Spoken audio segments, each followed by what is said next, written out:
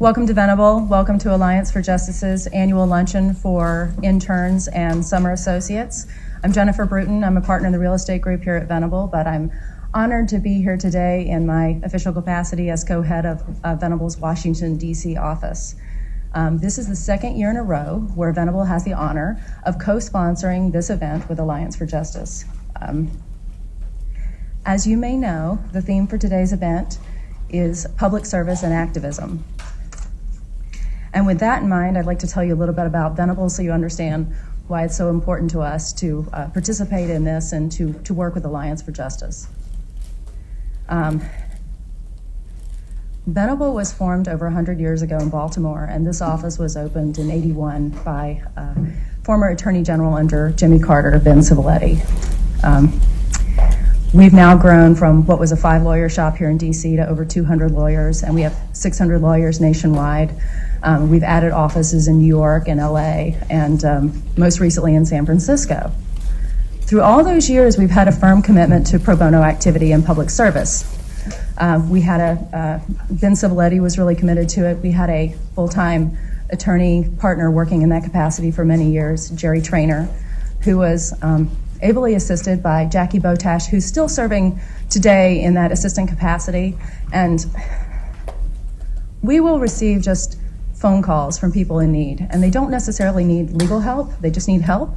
And Jackie is a fabulous resource for, if they don't need legal help, finding them the community organization that can help them.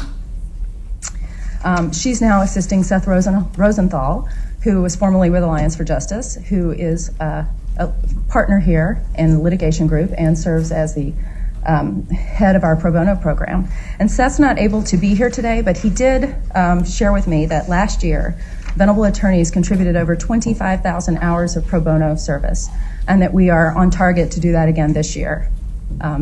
We also, as part of our commitment to pro bono, have established 2 pro bono fellowships, where we're going to have associates full-time at Bread for the City here in D.C. and in Baltimore at the Legal Aid Society. Throughout the year, we have a steady diet of pro bono matters. We have those targeted towards helping the poor, such as landlord-tenant cases and custody cases, as well as those for nonprofits, helping nonprofits in real estate matters and get tax-exempt status. And then we have what we consider our impact cases. We work on death penalty cases. We help reform the foster care system in Baltimore. We've been working to eradicate racial profiling by state troopers.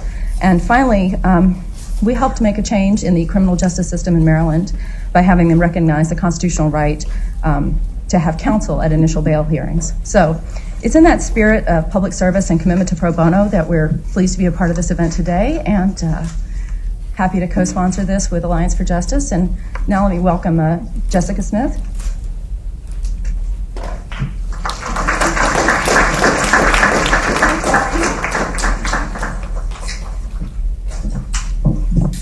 Good afternoon. My name is Jessica Smith. I'm a rising 2L at Howard University School of Law and a summer associate in Alliance for Justice Justice Departments. So before I go further, I would like to make a quick note. Today we are live streaming the luncheon in the back.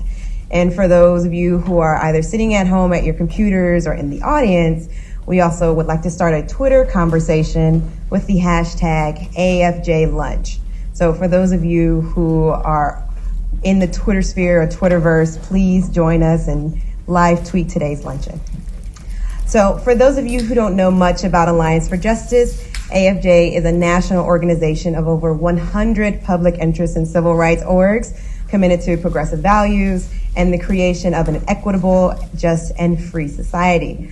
I have the honor this afternoon of introducing Alliance for Justice President Nan Aaron. A leading voice in public interest law for over 30 years, Nan founded AFJ in 1979 and since then has guided the organization in its mission to ensure that all Americans have the right to a secure justice system within the courts and have a right to have their voices heard. In 1985, Nan founded AFJ's Judicial Selection Project, now the country's premier voice for a fair and independent judiciary, and has been a major player in the often controversial judicial nominations process. Notable accomplishments include helping to defeat Robert Bork's nomination to the Supreme Court in 1987, which, looking at the audience, I'm sure none of you were born, or very few of you were born, myself included. Supporting the nomination of Roger Gregory, the first African-American judge in the Fourth Circuit in 2001, and organized the effort that helped support the filibuster against President George W. Bush's most extreme judicial nominees. In addition to increasing judicial advocacy, NAN has led Alliance for Justice to expand its programs supporting the participation of nonprofit and foundation staffs with our Boulder advocacy and outreach departments.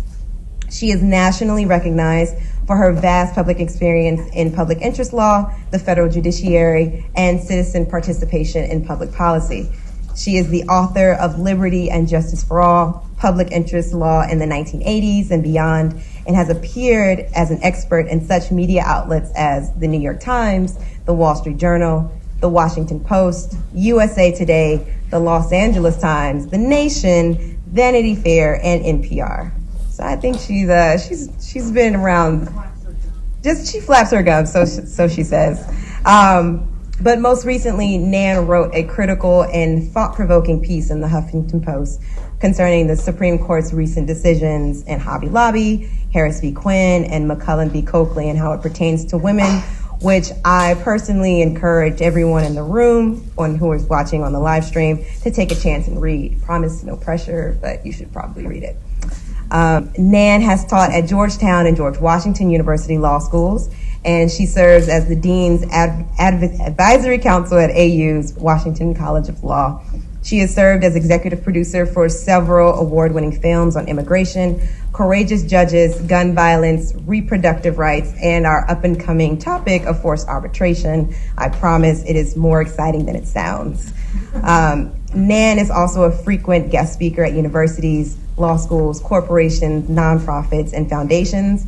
And honestly, in my short period of life, I don't think I've ever had the experience of sitting and having coffee with the president of my organization and having honest conversations about the judiciary. So it's been a great experience working with Nan. She is a wonderful woman and a wonderful boss. And without further ado, I would like to introduce Nan Aaron.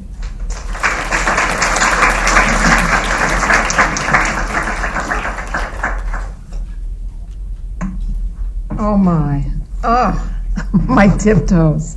So welcome everyone.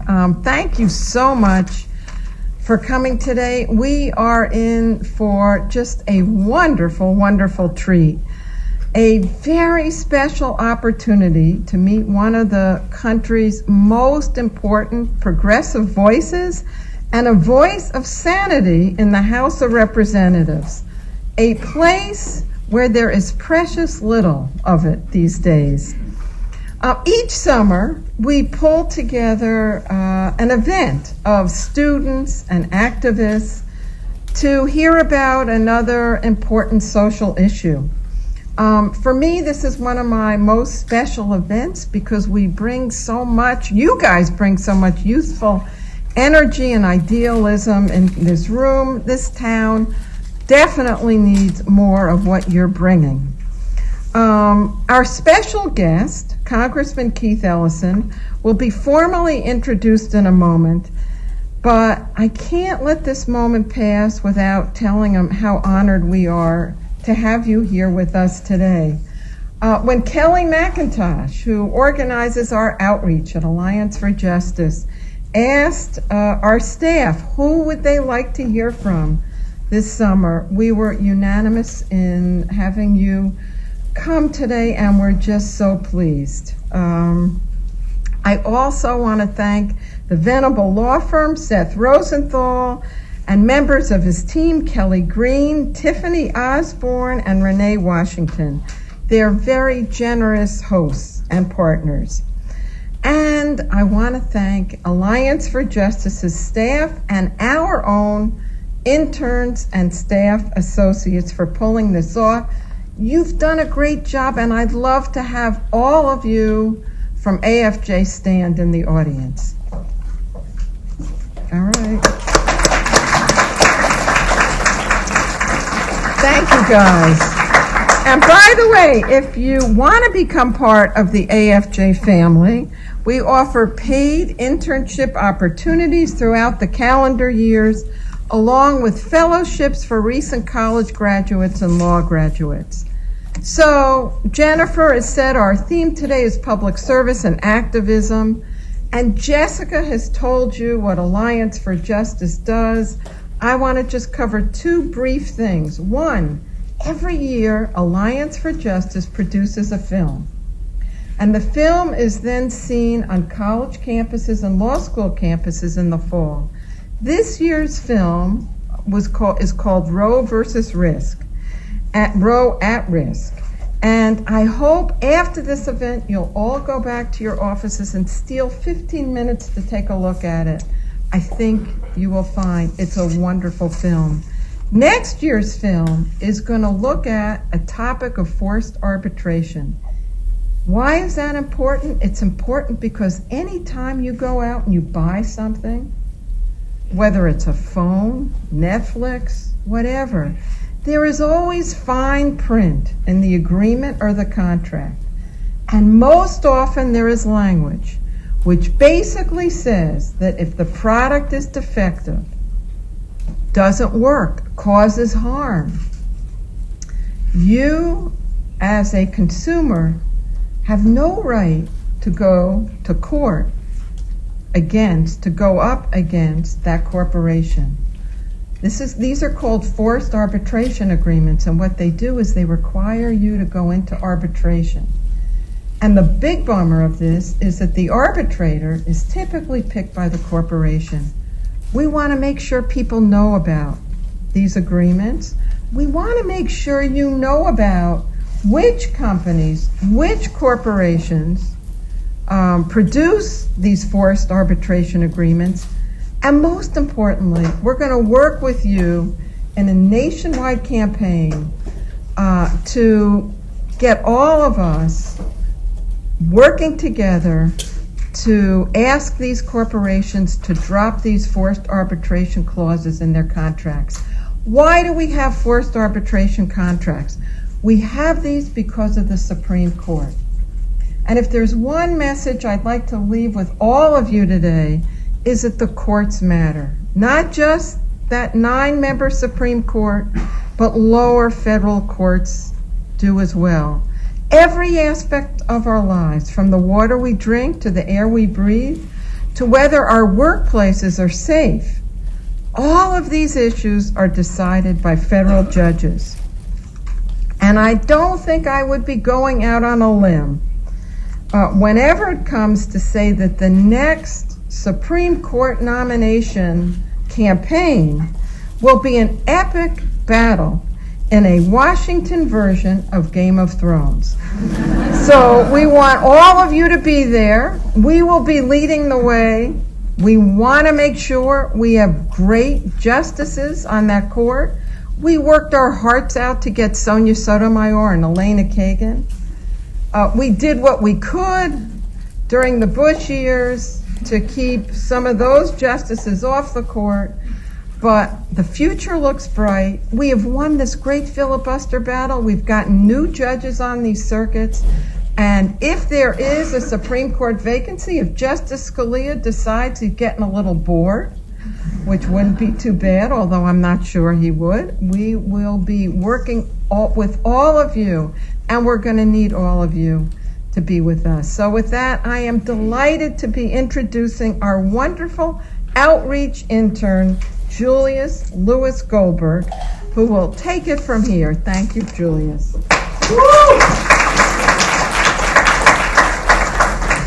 It's always hard to follow Nan Aaron, especially when she brings up Game of Thrones. Good afternoon. My name is Julius Goldberg Lewis. I'm a rising senior at the University of Michigan, and for the past 2 months, I've been an intern in the Outreach Department of Alliance for Justice.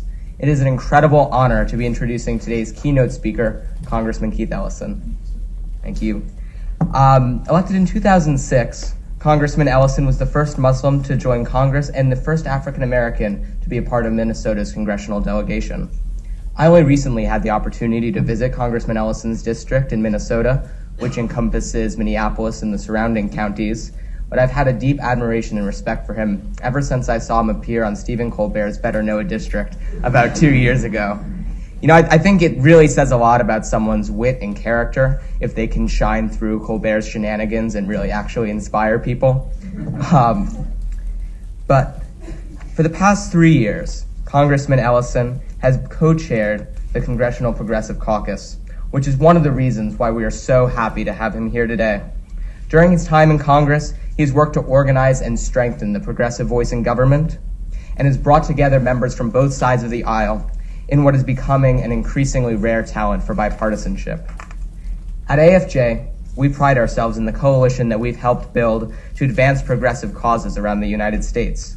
In the past 2 months, I've had the opportunity to meet with our partners in this fight and to immerse myself in our victories, which are numerous, and in the fights that we're still working on, which are still too many.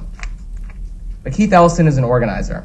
He learned his trade in his hometown of Detroit, which has seen the entire history of organizing in the United States, from the unions that helped build the city, to the civil rights leaders that helped shape it, to the people working there right now to help revitalize its economy.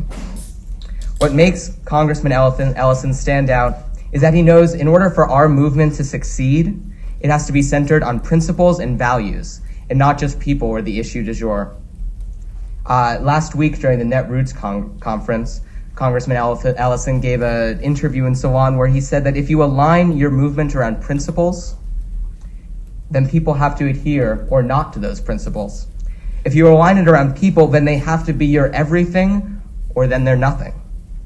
The congressman has shown time and time again that he adheres to the principles of fairness, equality, and justice that drive the progressive movement. The congressman only has a brief time with us today, but he does have 300 pages in his book to tell his story, which we have available outside. It's called My Country, 'Tis of Thee, My Story, My Family, and Our Future. So without further ado, I'm so pleased to introduce Congressman Keith Ellison.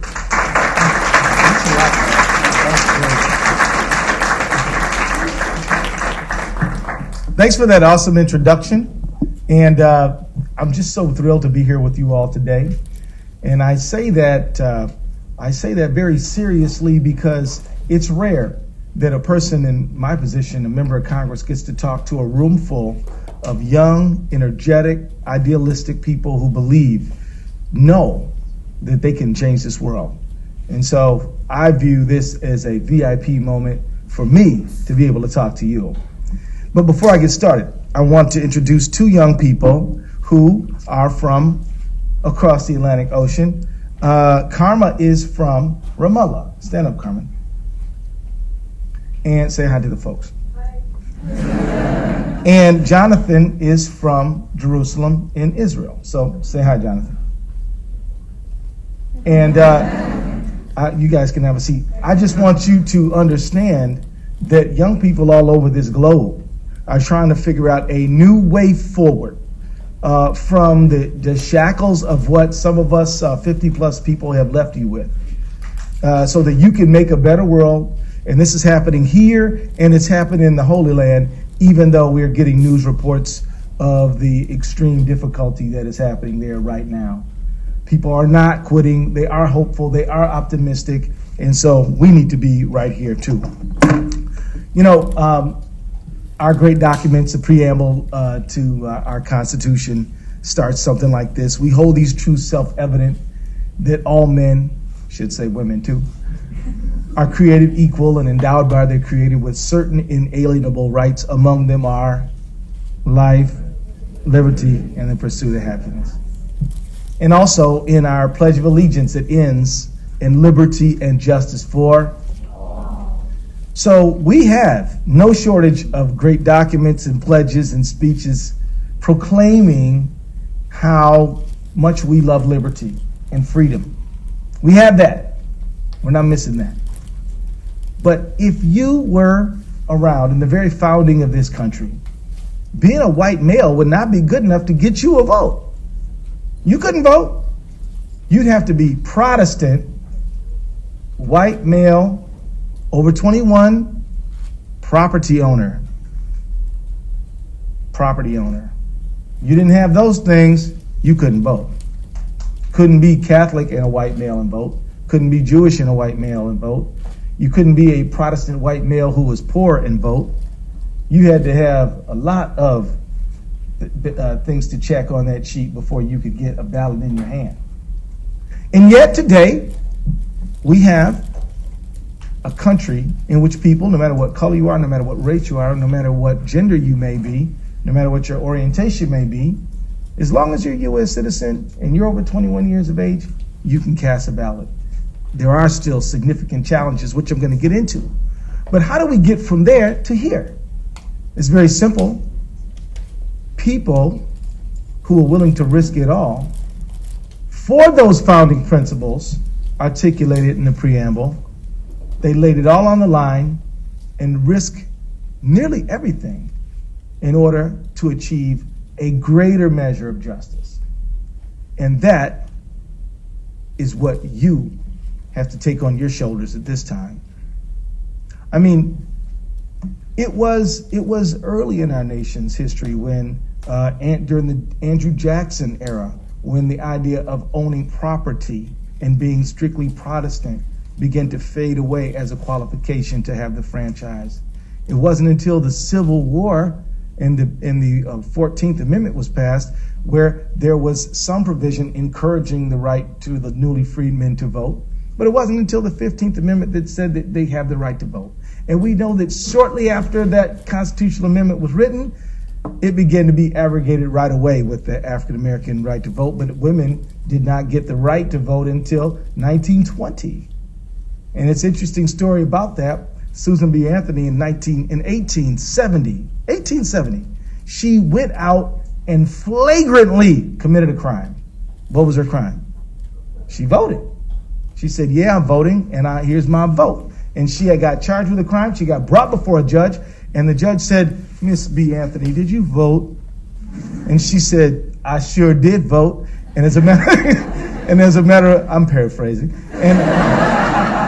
And as a matter of fact, she did say something very close to this. I am born with the right to vote. I have that within me. Government's role is to secure my right to vote, and they're not doing that. So, and they gave her a fine of like $10, which is a lot of money back in 1870, maybe as much as more than $100 today. And she said, I am not paying your fine. And then she proceeded to go around the country and give speeches on how much she was not paying that fine.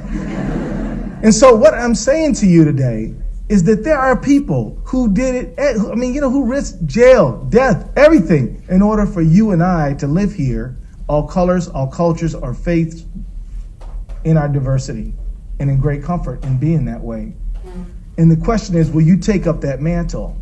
You know, it was also a little bit later in that last century when the right to organize and for workers to have a voice on the job was really being fought. At that time, organize a union was not simply a contentious or controversial thing to do. It was an illegal thing to do. And people, workers all over this country, including Flint, Michigan, not far from where I was born, died fighting for that right. There was a great fire called the I'm going to get this wrong, the shirtwaist fire, where women were literally burned alive, and this helped give rise to the right to organize, but it didn't nail it solidly in the ground. It took people up until the 1930s and the passage of the Wagner Act in order to do that. And so there again, Americans not satisfied with the status quo, not taking the actuality for the reality, and understanding that the reality is that you have right, you have inherent dignity, and it has to shine through, and it has to take effort, and it has to take sacrifice.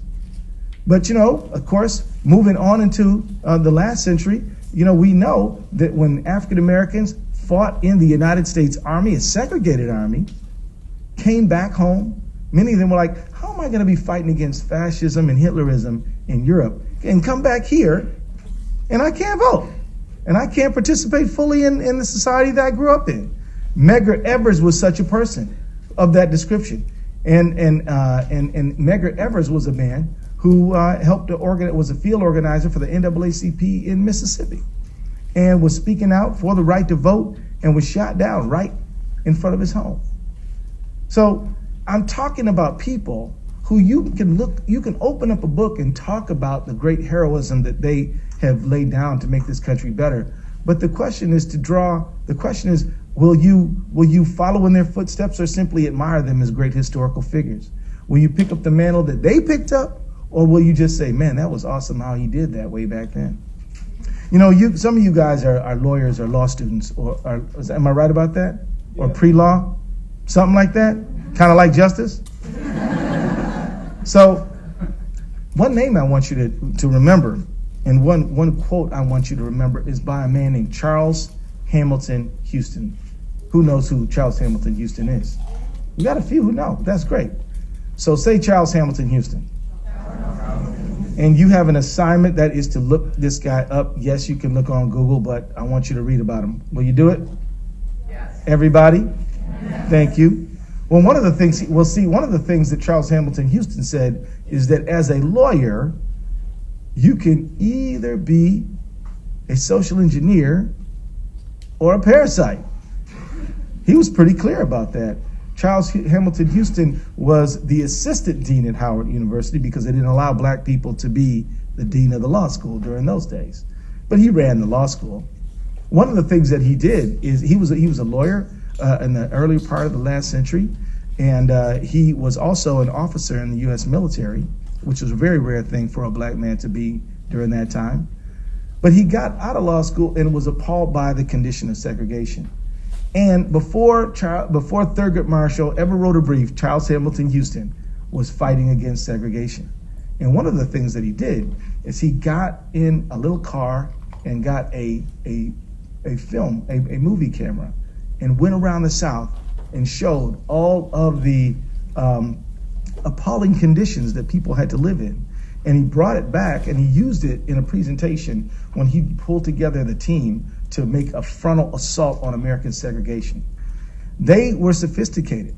They said, we're going to start at the graduate school level. We're going to start attacking segregation at the grad school level.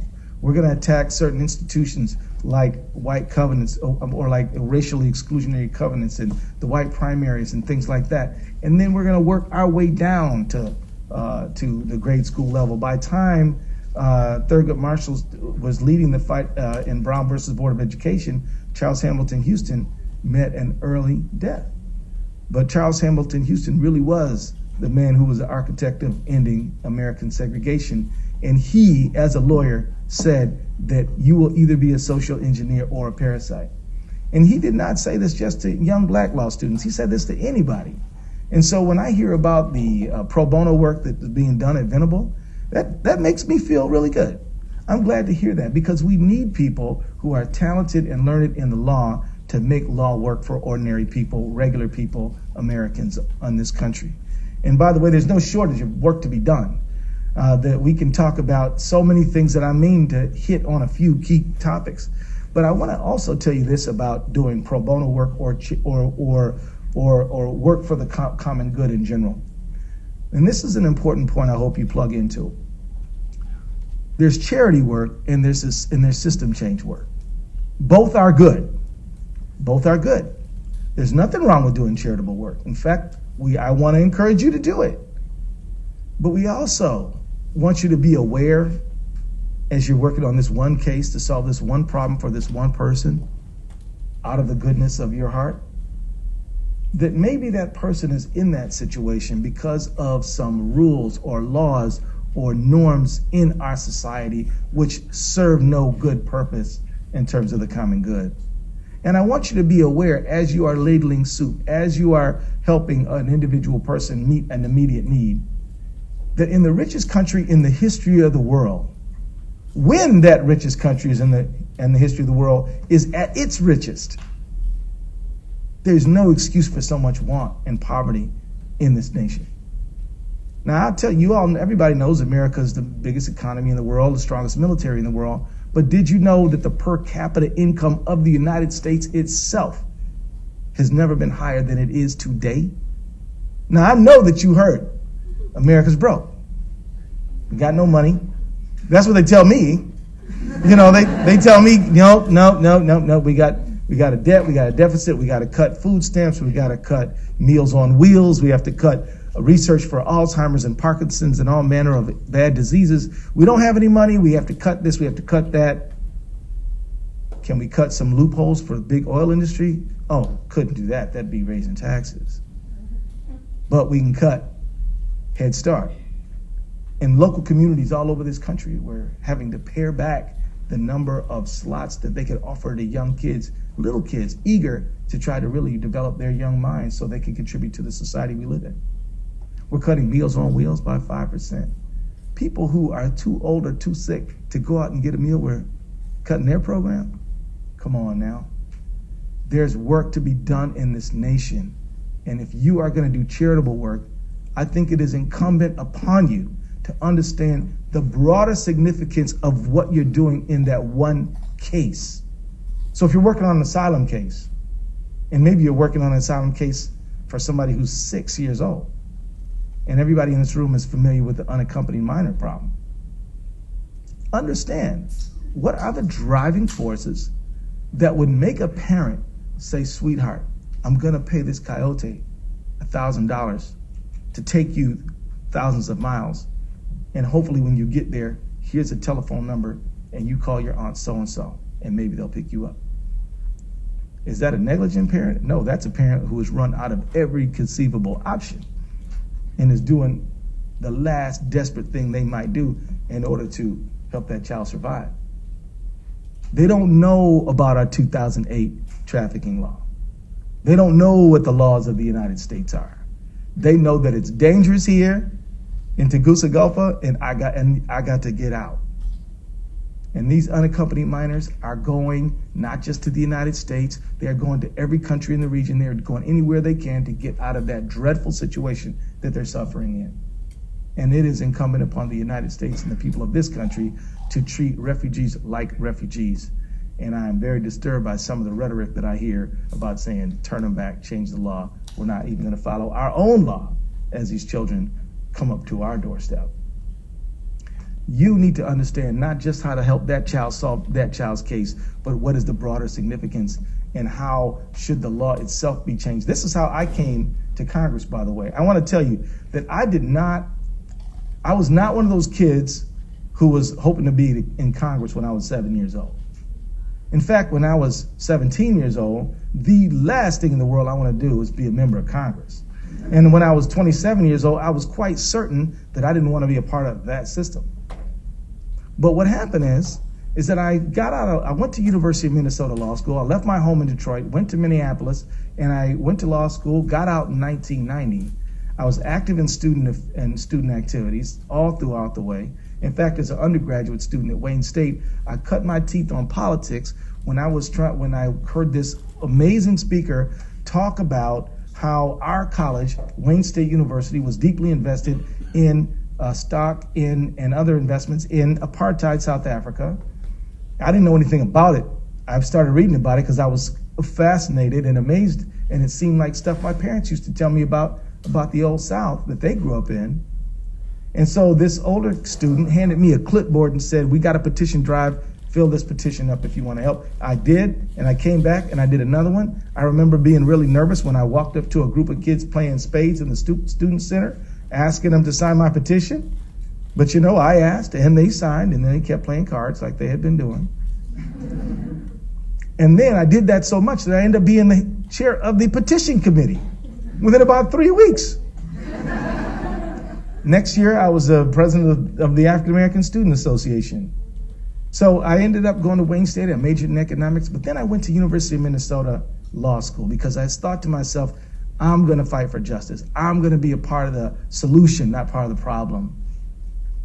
And yet I saw so much corruption and negativity in government that I thought to myself, this is not the place for me. I'm going to stand in the courtroom and fight to get justice for people. And so I fought that, and I ended up going, the first job out of law school was at a big firm called Linquist & Venable. And I was very well treated there, and I was very happy that this firm, like Venable, had a commitment to pro bono hours. And one of the things that I was proud to be part of is convincing my fellow colleagues to do a death penalty case in Louisiana. We ended up taking that case. We drove down there, and I knew we were probably going to win when the district attorney in Union Parish, Louisiana said, well, we'll let your client off death row, but we won't let him out of prison. But if you insist on getting him all the way out, we're going to fight you. I said, you basically said the guy doesn't deserve to be on death row. First meeting. So that did not inspire us to capitulate. Then we knew we had to get this guy out of prison, and we did get him off death row because he was innocent. I wasn't there at the end, but I was there at the beginning, and I was proud to be. But it made me think, how could somebody who had been diagnosed with mental illness and retardation at an early age even be triable, given the fact that he cannot assist in his own defense? And we know that talking to him. I'll never forget the chilling feeling I had walking into Angola State Penitentiary in Louisiana, and they got it written up on the wall, death row. I said, man, this place is no joke. And yet, Albert Burrell is free today, and I was proud to be part of that. But I had to ask myself, why in this country dedicated to liberty and justice for all would somebody this infirmed ever be brought to a court of law to answer for a crime for which there's no evidence? Well, he was, and he got convicted, but we had to fight to get him out of it. I want you to be asking those tough questions, not just about the one case, but what about the broader significance of the case that you're working on? And so I left there because I got a chance to do my dream job. There's a place called the Legal Rights Center in Minneapolis that does nothing but indigent defense work. And I got a chance to be the executive director there. So I left my cushy job on the 42nd floor of the biggest office tower in Minneapolis, and I went to a 2-story walk-up where I had to step over the folks who were living on the street. And I loved it. I had a great time. And I spent 5 solid years there and represented everybody, every case from traffic to first-degree murder, multiple cases, and everything in between. And we lost some and we won more. But the fact is, we had an opportunity to speak up for people and to really listen to our clients and to empower them about what their lives were like. We didn't rush through. We did have more cases than we were supposed to have, but we argued to the judge that we cannot give competent counsel with this amount of money and this amount of time, and you got to do better, Judge. So it was great to be part of that effort as well.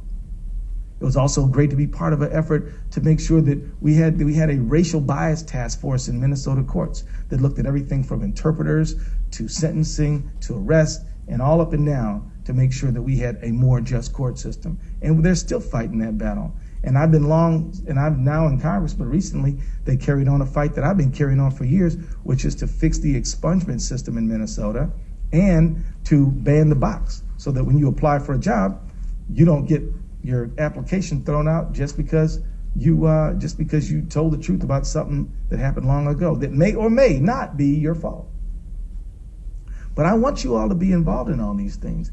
And I'm talking a lot of law stuff here because we're in a law firm and we're at the Alliance for Justice, and some of you are interested in the topic.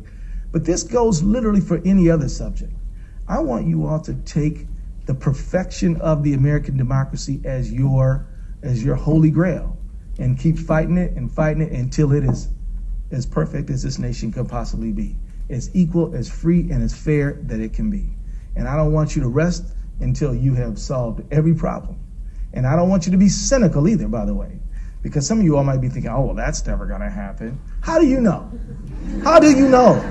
How do you know you cannot make this country as fair and right and equal as it possibly can be? How do you know that? It's a worthy goal to take up. Cynicism, by the way, is emotionally a very comfortable place to be in. Because if you don't hope and expect the best or the good, then you can't possibly be disappointed if it doesn't happen. It takes courage to believe that you're going to get this person out, you're going to get this person their asylum petition, you're going to get this person some housing, you're going to make sure this person gets their money back after they've been ripped off by some payday lender or title loan person. It takes a lot of guts to say that it hasn't happened yet, And it may not happen at all, but I'm going to throw everything I have into making it happen. That takes a lot of courage, because the cynics would never try such a thing as that because they might lose. I want you to be the kind of people who will take this on and fight this battle, because our country is worth it. Because there are very few nations in the world that can go from being a slave-holding nation only a little more than 177 years ago to being a country where the president's a black man. That's a great achievement for whatever color you may be in this country. That's a tremendous achievement, and it says something very good about us. It says that we have some sense that those founding documents with that pretty language mean something to us. So I want you guys to be them social engineers that Charles Hamilton Houston talked about. I want you all to take on your passion. Now, I'm not saying don't go make some money, because of course we all need some money, right? I don't have any problem with making money, and if I wish I had some more money then. You know, the truth is that there is a numerical majority of members of Congress who are millionaires, and I'm not one of them. So I work hard on what the taxpayer pays me, but the bottom line is, you all, you still, no matter what your remunerative pursuits may be, you've got to carve out space to make sure that if you've done well financially in America, you got to be doing good by America. And we've got to restore this idea that selfishness, greed, and cynicism is somehow a virtue. It's not a virtue, it's a vice. And to whom much is given, much is expected. And if you're sitting up in this room right now, somebody did for you. Am I right or wrong? So what you gonna do for them? I'm not saying you can't pay your parents back. If you devoted every second of your life from here until you die to paying them back, you still would come up short. But you can pay it forward, can't you? You can pay it forward. That's something you can do. That's something you can do, and I certainly hope you devote yourself to that. So there are still states that have the death penalty. We still have mandatory minimum sentencing, which is a waste of human talent and is a scandal, and in no way can the United States Congress decide what somebody ought to be sentenced to sitting up in Washington when the judge is sitting there with a real live defendant with a specific case with very specific facts and a specific case history in front of them. It was never a good idea. Now's a good time to get rid of it, now that there's a growing consensus that it was a bad thing to do. This unaccompanied minors problem, I want you all to study the problem and figure out what you could do about it. We don't need to get rid of our trafficking laws. We need to get more immigration judges and lawyers and put more money into solving this problem to process these cases quicker. We need to have compassion. We need to put into our law that we treat children and all human beings, particularly those fleeing violence and death and sex or labor trafficking, with tremendous respect and dignity. One of the things I'm going to be doing later on today, and I'm going to wrap up in a moment, is I'm going to be having and holding through the Progressive Caucus, which I'm the co-chair of along with Raul Grijalva, we're going to be having a forum on wage theft. Now, wage theft. What is wage theft? Here's wage theft. Let's just say you're working at some fast food company, and they tell you that you got to be there at 9. And they say, well, start working, but don't punch in. Because when it speeds up a little toward lunch, then you can punch in. But before you punch in, we want you to mop up, we want you to clean up, we want you to wash things down. Well, you working. Are you getting paid for it? No. They got you working off the clock. Or maybe you get in, and it's time for me to do Q&A now, but we're having a forum on that today at 2 o'clock, and if you have any time, come on down to Capitol Hill, because we are going to do something about that to help people, particularly low-wage people, at least get the money that they work for. A penny earned is a penny that must be paid, and we are fighting for that this very day. So there you go, guys. Thank you all very much, and let's have some Q&A.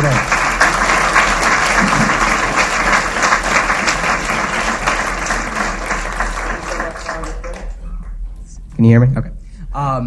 So we're going to do some Q&A now. My colleague Rebecca is walking around with a microphone, so if you have a question, just raise your hand. Yeah, right over there.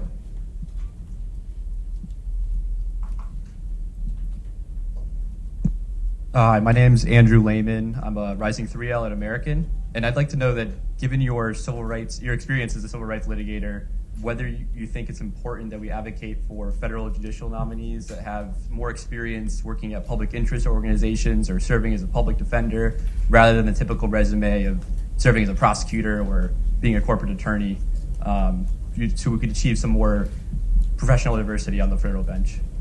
I certainly think that that is a very important thing to fight for. I think you're absolutely right to think that's important. You know, you can do, I mean, I'm not discounting a law firm practice or a prosecutor's background, but I do think that we would really benefit from a wider array of experiences in our judiciary. So I think you should definitely fight for that, and I agree. Other questions? Yeah, the back there. Yeah.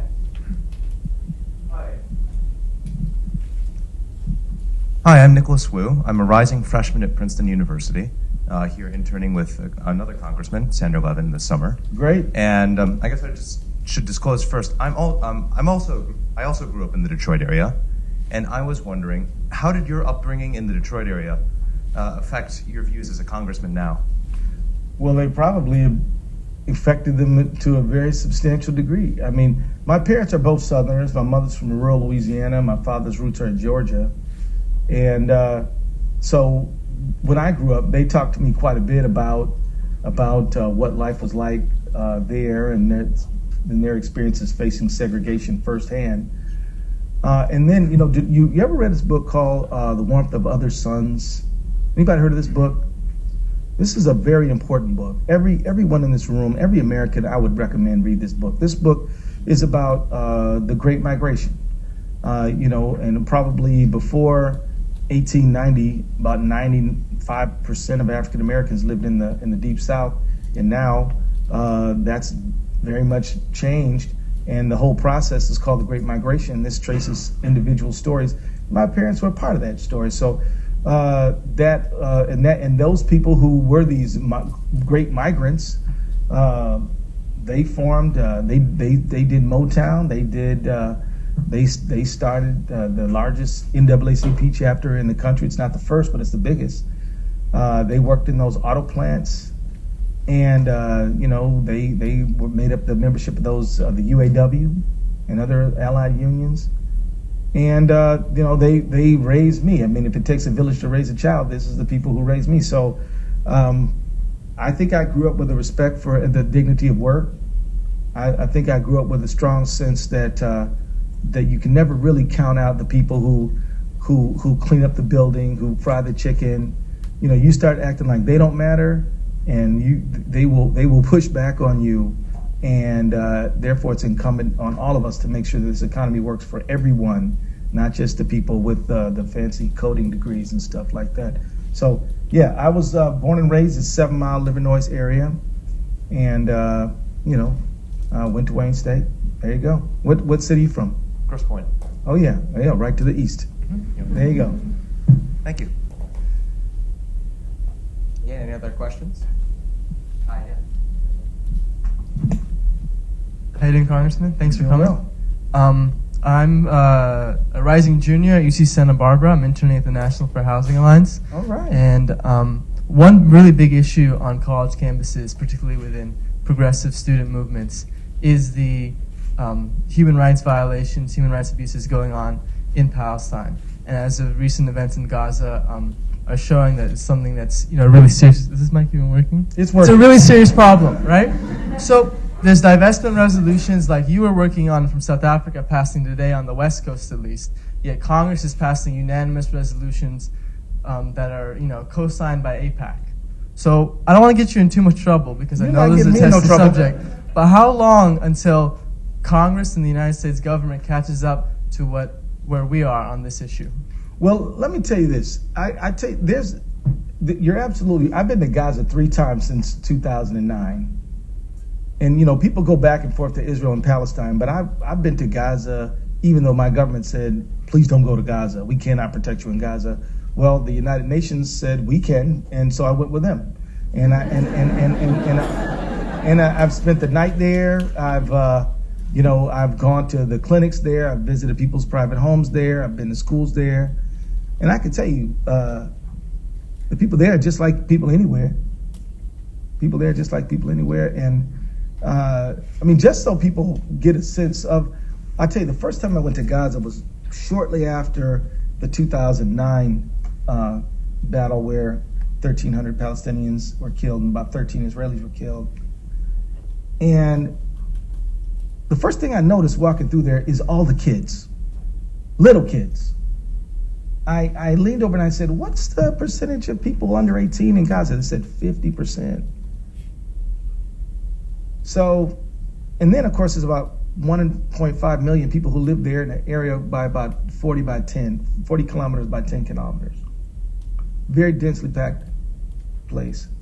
So if you bomb in there, I mean, it's no surprise to me that about 70% of the casualties are women and children, because it's hard not to hit civilians in an area so densely packed. I can tell you this. I've also been to Sderot, and I also can tell you that you don't have the Israeli casualties, but those people are living under it's a human rights violation to shoot a rocket indiscriminately. It's morally indefensible, and you can't do it. And so, I guess what I want to say is, my position has been, we need an end to the blockade, and I've been saying this since 2009.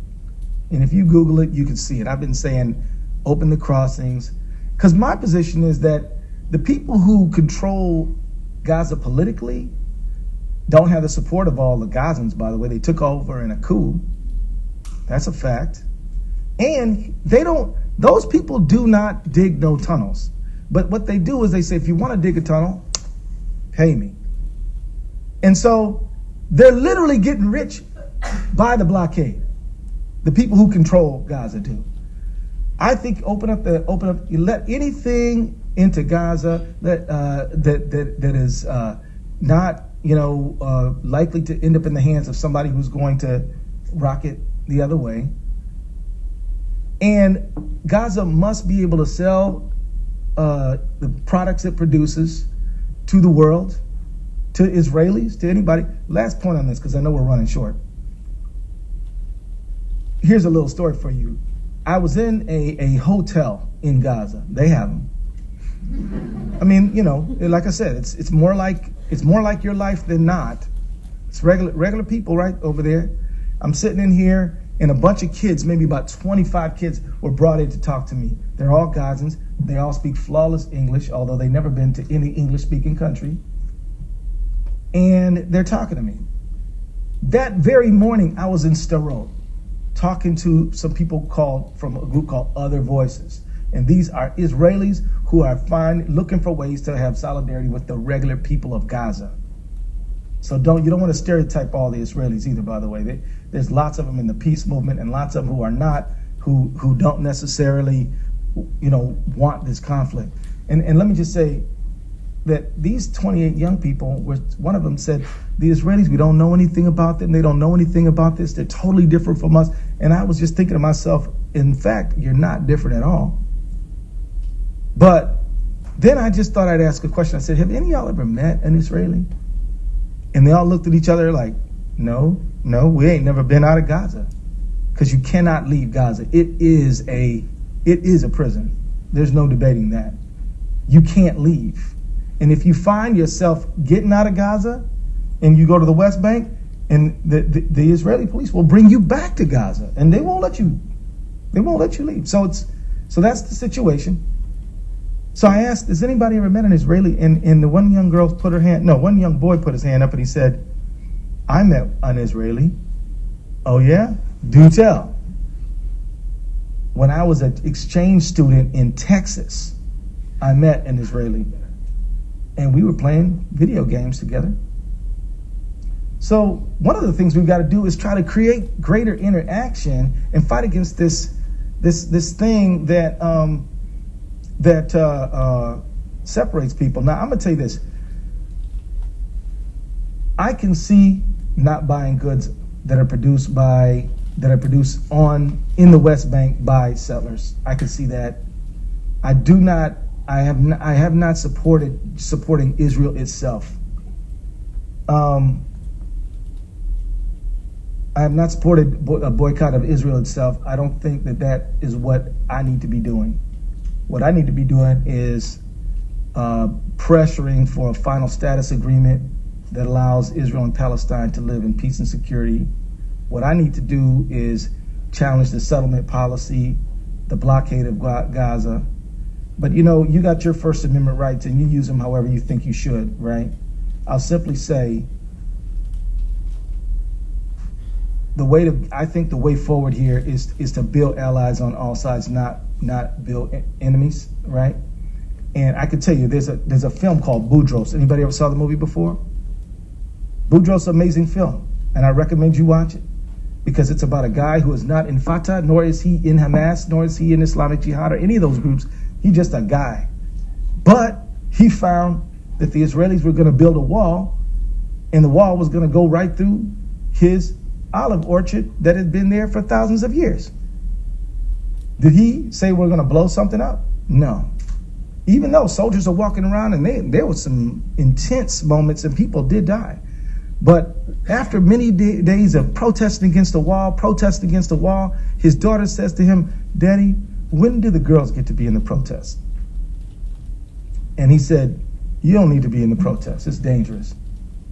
And she said, "Daddy, I live under the occupation too. I want to be part of the protest." By the way, there were Israelis there protesting the wall. There were internationals doing it.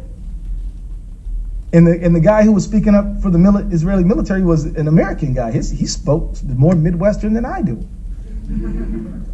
And he said, "We're going to build this wall. We're not going to change the route. It's going to happen." So the father says, "Okay, girl, you can come protest, but you stay near me and don't you throw any rocks and be safe."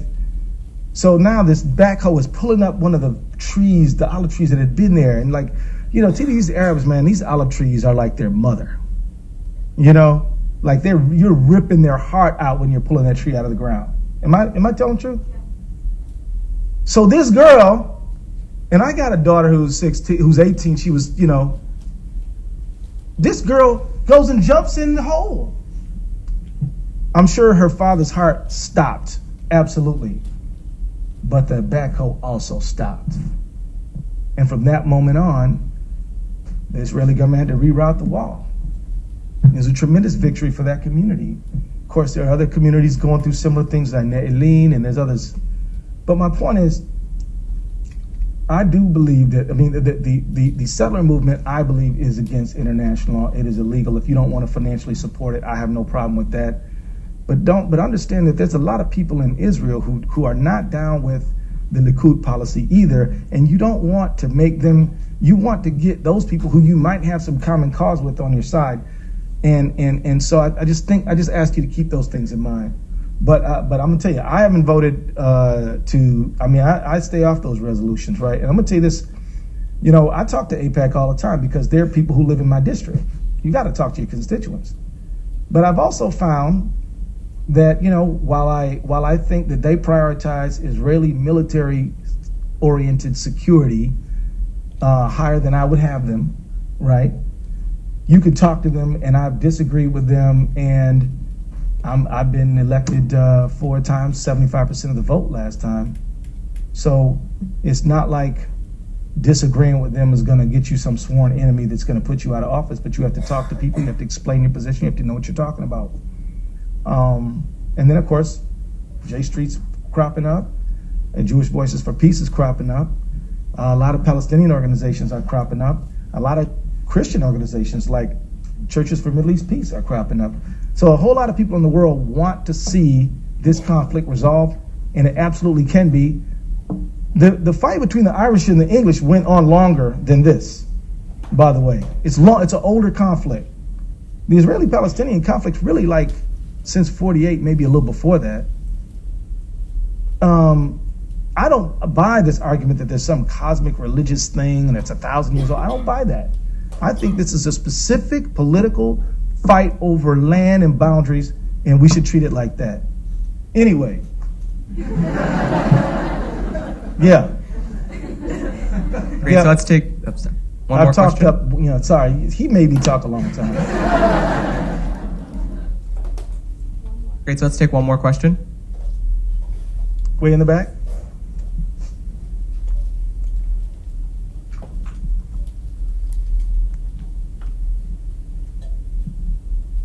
Hi, my name is Hassan Sheikh. I'm from Creighton Law. And I was wondering, do you think that the direction of campaign finance regulation, which since the 70s, the direction of campaign finance regulation since the 70s, which has been harsher, has done more to make it harder for middle-income voters to try to support a challenger than to restrain the ultra-wealthy? Oh man, our campaign finance laws absolutely are creating a plutocracy in America. Is that what you're asking me? Did you all hear the question? I was actually asking if you think that it has done less to restrain the ultra-wealthy and more to restrain people who are trying to create challengers. It advantages rich people. Does that answer your question? Yeah. Our campaign finance laws help rich people participate at a greater level than ordinary people. I'll just give you one quick example. Just a real quick example. It's perfectly legal. Now, you think that I'm going to say, oh, this crooked thing happened. No, this is legal. How many people do you know who can just give someone else $2,600 tax-free? Just give it to them. I can't. I couldn't afford to max out to my own campaign. But there are people who have that kind of dough. And if you're don't ask yourself from the perspective of the donor or the candidate. Ask yourself from the perspective of the campaign fundraiser. Who would you have your candidate spending more time with? Some old lady who has a legitimate point of view about Social Security, but who can only give $10, or somebody who can drop something for $2,600? Who are you gonna? You're not the candidate who's all ethical and everything. You're the campaign staff working on raising money for the candidate. Who are you going to advise your candidate to spend more time with, understanding that you need $1 million to run the race? Is the answer not obvious? Look, we need to have a campaign system which makes it such that people can't donate any more than about $200, and then the government will match the money, so that giving somebody $50 is actually a lot of money because it'll be doubled or tripled by the government. That's the kind of campaign finance system we need to have. I would be happy if we limited the campaign season and we said you can't start campaigning until Labor Day, or some blackout period, and before that you can't really campaign. I would be happy with all that. Let me tell you, donors don't really find great joy in being hit up for $2,600. Candidates don't find joy in asking for it. So why do we do it? I think we do it because the people who have more money kind of like it that way, because they have a greater say over who's going to get in office. And it's ruining our country. Thank you, everybody. Let's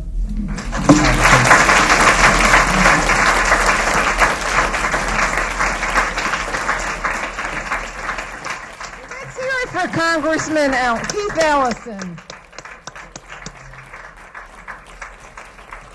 Thank you so much for that compelling, wonderful, substantive speech. You've set the bar for us very high, and we'll meet it. So thank you so much for coming. It was great. Great. And thank you all for coming. I hope the remainder of your summers goes well, and look forward to reaching out to all of you in the fall for our next campaign. And again, thanks to Venable Law Firm and Jennifer.